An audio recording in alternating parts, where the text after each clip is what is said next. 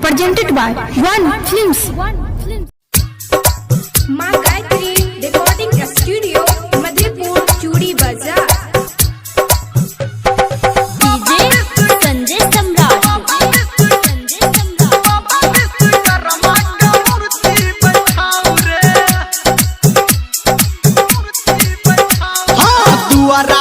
ठीक से आसन लगाऊ रे,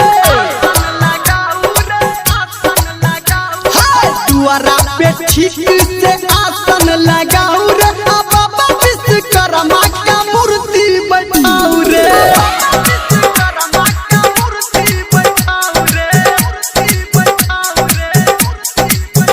हाँ पंडित मना के आज पूजन कराऊ रे,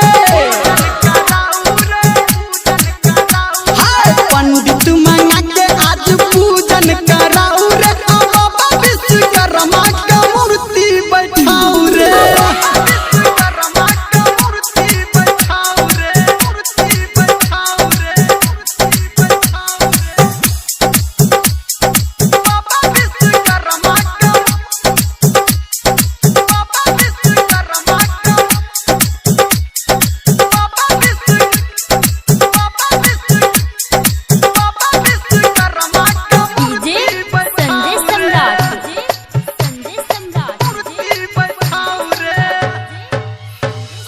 बाबा के महिमा छै सबसे निराला, सबके खोलै छै ई किस्मत के ताला।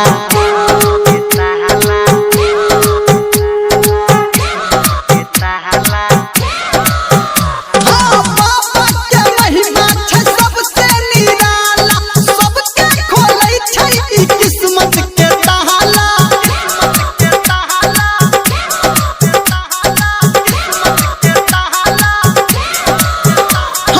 मेहनत से आज पंडाल सजाऊ रे, मेहनत से आज पंडाल सजाऊ रे, बाबा विश्वकर्मा का मूर्ति बैठाऊ रे।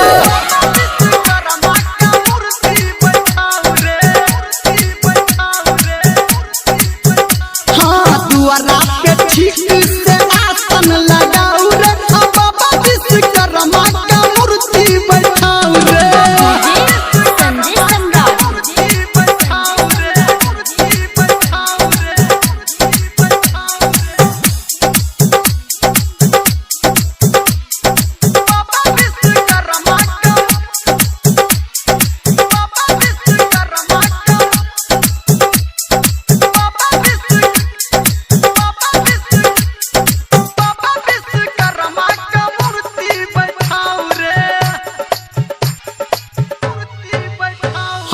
आइए पूजा हा बाबा के सगर, हा बाबा विश्वकर्मा हा तक तैरे हमरो।